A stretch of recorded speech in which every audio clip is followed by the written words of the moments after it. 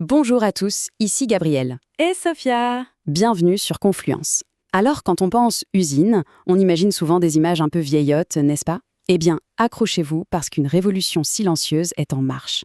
Une révolution qui change tout, absolument tout. C'est ça, l'usine du futur. Et on va décortiquer ça ensemble. Alors voilà, ce chiffre, 130 000, c'est énorme. Ça, c'est le nombre net d'emplois industriels créés en France en à peine 6 ans, de 2017 à 2023. On entend parler de désindustrialisation à longueur de journée, mais les chiffres, eux, racontent une toute autre histoire. On assiste à un vrai retour en force de l'industrie.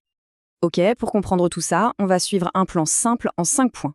D'abord, c'est quoi cette fameuse Industrie 4.0 ?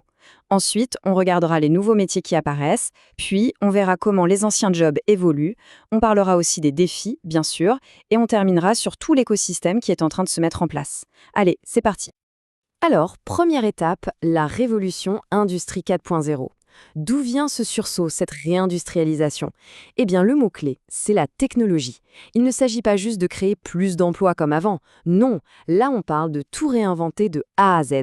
C'est ça, la fameuse Industrie 4.0. Et le plus dingue, c'est que ce n'est pas juste un coup de peinture sur de vieilles installations. Non, on parle d'un solde positif de 316 nouvelles usines. C'est énorme. On n'est pas en train de rafistoler le passé, on construit carrément les fondations de l'avenir industriel du pays. Bon, de nouvelles usines, c'est bien beau, mais qui travaillent concrètement?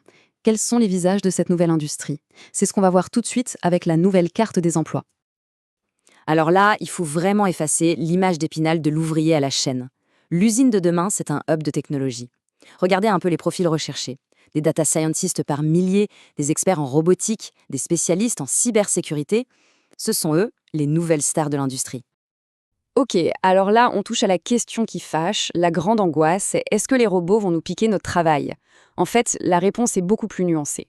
On ne parle pas vraiment de disparition de métier, mais plutôt d'une transformation. Une sacrée transformation même. Il y a cette citation d'Étienne Piolet de Capgemini Invent que je trouve parfaite. Il dit « Quand je robotise une tâche, je crée mécaniquement un besoin de maintenance ». C'est simple, mais ça dit tout. Chaque robot qui arrive, eh bien, il faut quelqu'un pour s'en occuper, le bichonner, le réparer. Le travail ne disparaît pas, il change de nature. Il monte en gamme, en fait. Prenons un cas hyper concret. L'opérateur d'avant, celui qui faisait des tâches manuelles, répétitives, aujourd'hui, il devient ce qu'on appelle un technicien 4.0. Son job, ce n'est plus de visser des boulons, mais de piloter les systèmes depuis un écran, de surveiller les flux donnés. C'est une vraie montée en compétences. Son rôle devient beaucoup plus stratégique. Évidemment, tout ça ne se fait pas d'un coup de baguette magique. Ce serait trop beau. Cette transformation ultra rapide, elle se heurte à de gros défis. On va en aborder 2 principaux. Le manque de compétences et la cybersécurité. Et le premier défi, c'est la formation. C'est même le nerf de la guerre.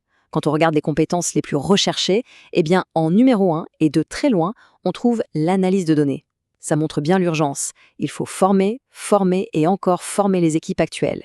Sinon, toute cette belle mécanique de l'industrie 4.0 pourrait tout simplement se bloquer. L'autre gros morceau, c'est la cybersécurité. On n'y pense pas toujours, mais c'est absolument crucial. Une usine hyper connectée, c'est aussi une usine hyper vulnérable. Le gros souci, c'est que maintenant, l'informatique des bureaux, ce qu'on appelle l'IT, et l'informatique qui pilote les machines, l'OT, sont interconnectés. Et ça crée de nouvelles failles.